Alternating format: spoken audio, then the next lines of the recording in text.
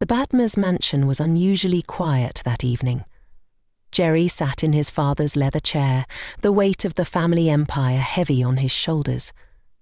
Just months ago, he was an ordinary university graduate. But a tragic accident on his parents' business trip had changed everything. With their sudden death, Jerry, barely 25, had become the CEO of multiple thriving companies. Overnight, he inherited wealth, power, and an emptiness he couldn't explain. David, his closest friend from university, had been by his side through it all, loyal, trustworthy, or so Jerry thought. David was the only person Jerry trusted enough to bring into the family business. He gave him a share, a title, and a lifestyle others could only dream of. To the world, they were unstoppable. But deep inside, Jerry was still searching for something his money couldn't buy. That night, inside a loud, neon-lit club in Victoria Island, everything changed. A woman walked in, tall, flawless, eyes that held secrets and a smile that begged to be chased. Her name was Wura. Jerry watched her from across the room, captivated. For the first time in years, he felt something real. "I like that girl," Jerry whispered to David. "I don't care where she's from. I want her." "Are you serious?" David smirked. "She looks like she's here every night, but hey, your heart, your risk." Jerry didn't care. Wura was everything his world of contracts and boardrooms wasn't. Unpredictable, wild, alive. Within weeks, they were dating. Within months, married. The wedding was extravagant. Headlines screamed of love and wealth. But love, as Jerry would soon learn, cannot be bought. At home, Wura was different. She wouldn't cook, wouldn't clean. Her nights were full of parties, phone calls, and lavish spending. Jerry tried to hold on. He told himself she'd change. He told himself love was enough. Then one night, he came home from work. Wura was gone. Frustrated, Jerry called David. "Let's hang out," Jerry said. "Busy," David replied. "With someone's babe. You know me." Jerry raised a brow. "You're still sleeping with other people's wives?" David laughed. "Don't act surprised. It's sweeter that way." Jerry's stomach turned. He ended the call and sat in silence. Alone again. Needing air, Jerry stepped outside the estate. At the gate, an old woman stood barefoot, trembling. "Please, sir," she whispered. "I haven't eaten all day." Jerry hesitated, then gave her money. As he turned to leave, her voice stopped him cold. "Don't go to the business meeting tomorrow. If you do, you'll die." Jerry laughed. "Madam, you're hungry. That's why you're seeing visions." "I've warned you," she said. "Don't tell anyone, not your wife, not your friend." Something in her eyes chilled his bones. "How do you know? I have a meeting tomorrow." But before he could get an answer, the old woman vanished. Jerry spun around. Nothing. No trace of her. Back inside, he couldn't sleep. Her words haunted him. The next morning, Wura was up early, packing his bag. "You're travelling today, right?" Jerry froze. "Who told you that?" "David called last night," she said, too quickly. Something wasn't right. He looked her in the eye and said, "I'm not going anywhere." Wura blinked. "You're not going?" Jerry stared at her, trying to mask his suspicion. "Change of plans," he replied casually, brushing past her into the bedroom. Inside, he locked the door and sat on the edge of the bed, heart pounding. That old woman's warning wasn't just a coincidence. Wula's reaction confirmed it. Too rehearsed. Too ready. Moments later, his phone rang. From the hospital. "Yes?" Jerry answered sharply. "Mr. Jerry Badmus, we regret to inform you that Mr. Philip, your PA, passed away this morning from a car crash." Jerry's throat dried. Philip, his most loyal employee. But what hit harder was the timing. Last night, Jerry had asked Philip to come pick him up in the morning. But this morning, something stopped him. Jerry had called Philip again, told him to go straight to the office instead. That meant he would have been in that car. His legs gave way, he fell to his knees. His phone buzzed. David. Hey bro, David's voice chirped. I'm at the office. Investors are here, waiting for you. I won't be coming, Jerry replied, voice flat. What? Are you joking? This deal is our breakthrough. Billions, Jerry. What's wrong with you? Jerry inhaled deeply. I just received a call now that my personal assistant had an accident this morning. He's dead. There was silence on the other end. What? Oh, wow. Sorry, man. May his soul rest in peace, David said, but his voice lacked emotion. But you can still make it, right? Jerry's jaw tightened. A man is dead, David. And you're still... He ended the call. Wurra appeared at the door, tapping softly. I heard your PA. That's really sad, baby. Jerry stood slowly, eyes scanning her face. You look happy. Her expression stiffened. What? Of course not. But Jerry saw it, the flicker of relief in her eyes, that same fake sympathy David had offered. He didn't sleep that night. The mansion felt like a trap. The next morning, he returned to work. As the gate opened, his heart skipped. There, beside the wall, stood the old woman. He jumped out of the car. You were right, he breathed. I would have died. She nodded. They want you gone, your wife, your friend. Be careful. Don't sign anything. Watch them closely. Before he could say more, she turned and disappeared into the morning fog. Jerry entered the office. David stormed in seconds later, face twisted with frustration. You messed everything up, David shouted. Do you know what we lost? Jerry kept calm. Let's move on. Got something else? David's tone shifted. Yes, another deal. I've handled the documents, just your signature left. Jerry took the file, pretended to skim it. His fingers hovered over the pen. Then he heard the old woman's voice echo in his mind. Don't sign anything this week. I'll review it first, Jerry said, closing the file. David forced a smile, but his eyes said otherwise. Sure, no problem. That night, Jerry made a silent vow. If the woman was right again, he would find the truth, even if it destroyed everything he thought he knew.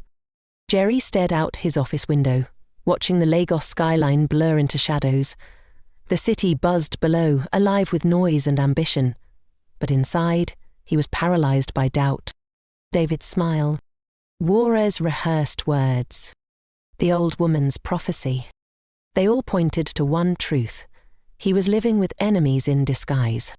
He picked up the document David had handed him earlier. $1 billion deal. Everything looked perfect on paper, but now Jerry didn't trust paper. He didn't trust anyone. He reached for his phone and dialed a number he hadn't used in years. Hello? A voice answered. Kelvin. It's Jerry. I need a favor. A discreet one. Kelvin was a tech expert, a former classmate who now ran a private surveillance company. I need to monitor my wife's phone, real-time messages, calls, locations, everything. There was a pause. Bro, that serious?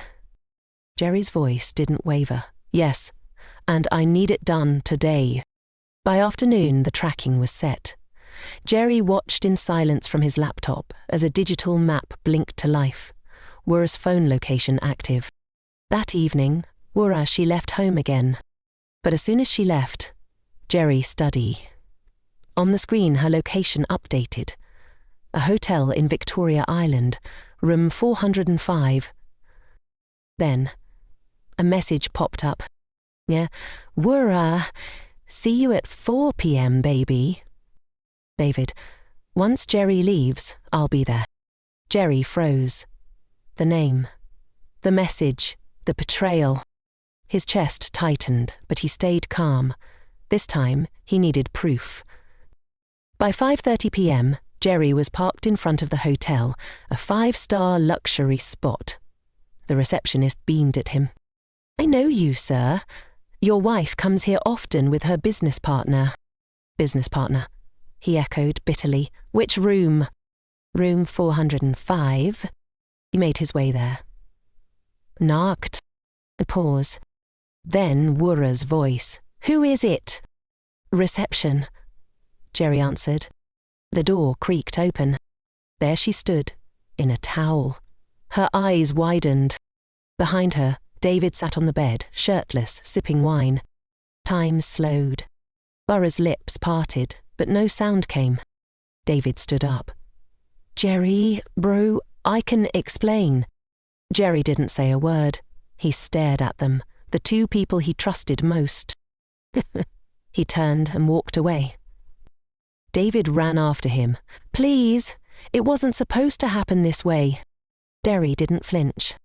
Inside the car, his hands shook, but his mind was clear. He called his board secretary. Effective immediately, strip David of all company shares, block him from every contract, freeze his access. I want his name erased from everything.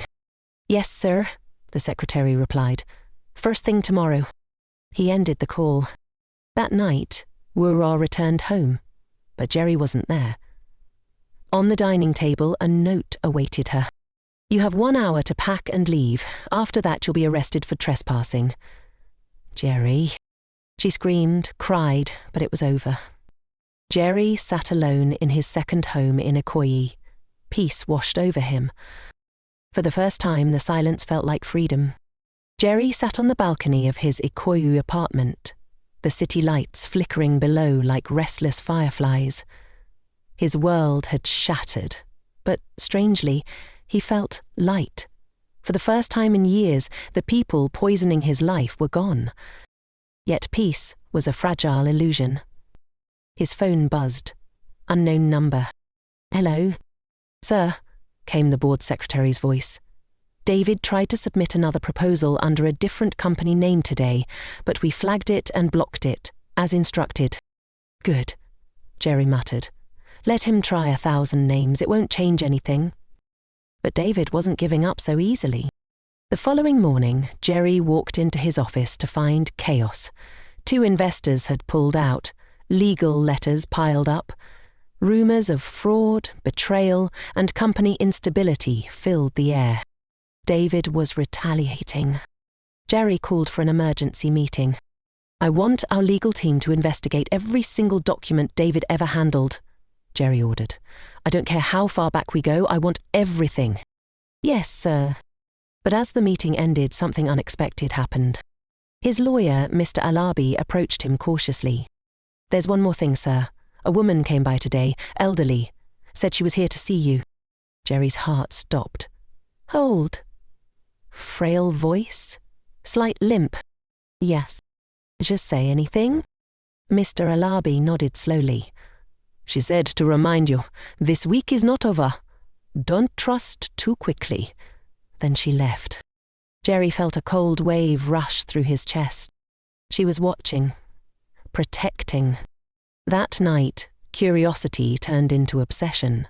He began rereading every document David had given him. That's when he saw it. A clause buried deep in legal jargon. If signed, it would have transferred 30% of the company's shares into a private account.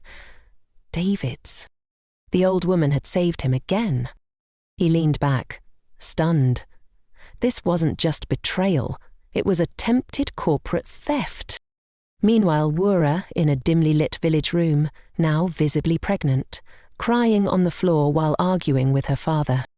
I told you not to marry for money. Now see your life. The man doesn't want you, and the father of your child is in prison." "Dizzy," she screamed. "I thought David loved, and we planned to scam Jerry." Her father slapped the table. "You were greedy. You had a home with Jerry." Tears rolled down her cheeks. David said he would marry me. He said Jerry was weak, boring, that we'd take over everything. But now he's gone. He's in jail. Jail. Later that day, Jerry called the secretary. Confirm something for me. David, has he been arrested? Yes, sir. Earlier today. Fraud. Multiple investors filed complaints. He's being held without bail. Jerry was silent. The fall had begun.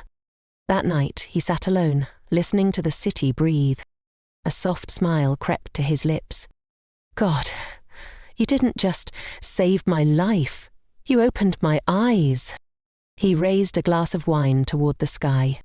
And to the old woman, wherever you are. 3 months passed. The company had survived the storm. Jerry's leadership, though tested, had earned him a new kind of respect from board members, investors, and the public alike. News of David's fraud scandal spread like wildfire. He'd been sentenced to 6 years in prison. Wura had disappeared to her hometown, carrying the shame. And a child fathered by a man who once plotted against his best friend. Yet despite the peace, Jerry's heart remained restless. Each day he checked the front gate, hoping to see her again, the old woman. The guardian he never asked for but desperately needed. She had appeared out of nowhere, warned him, and vanished just as suddenly. Why did she help me? He often wondered. Who was she? One Sunday afternoon, Jerry found himself driving without purpose, no meeting, no destination, just instinct. He needed air, clarity, something different. He stopped at a quiet, cozy restaurant tucked away on the outskirts of Lagos, the kind of place people went to escape the noise of the city. As he stepped inside, the soft scent of grilled seafood and jazz playing in the background calmed his spirit. He wasn't looking for anything. But then he saw her. Not the old woman. A young lady, dressed in white, seated at a corner table beside the window. Her presence was magnetic, elegant yet unassuming. She wasn't scrolling through her phone. She wasn't pretending. She was just present. Jerry hesitated, then approached her table. "Excuse me," he said gently. "Would you mind if I joined you?" She looked up and smiled. "You've come." He blinked. "Have we met?" "Not yet," she said softly. "But somehow I knew you'd find your way here." They talked. Her name was Mary. She spoke with grace and intelligence. She didn't ask about his wealth, nor did she care about his status. She listened with her heart. And when she spoke, her voice was calm, almost healing. For the first time in a long time, Jerry felt seen. He returned the next weekend. And the next. The restaurant became their quiet corner of the world. Laughter replaced loneliness. Conversations replaced pain. Friendship blossomed, genuine, unforced. One afternoon, after lunch, as they strolled past an art gallery nearby, Jerry gently took her hand. "I want you in my life," he said. "Not because I'm lonely, but because I finally know what peace feels like. With you." Mary's eyes shimmered with emotion. "I've been praying for someone who'd see me beyond the surface. Someone real. And I've been praying for someone who won't destroy me behind my back," he replied. They both smiled. Two souls who had found home in each other. A year later, they married. A quiet, elegant ceremony surrounded by genuine love.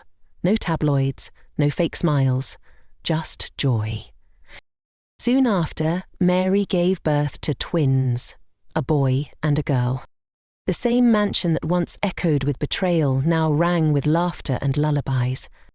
One evening, Jerry stood by the nursery window, his son in his arms, watching Mary cradle their daughter on the rocking chair nearby.